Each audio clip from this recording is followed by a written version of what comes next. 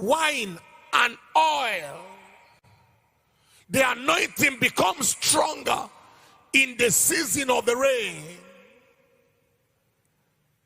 Apostolic anointing, prophetic anointing, evangelistic anointing, pastoral anointing, teaching anointing, miracle working anointing.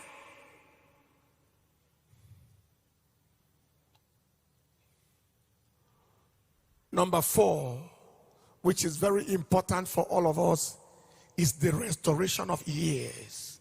The restoration of years.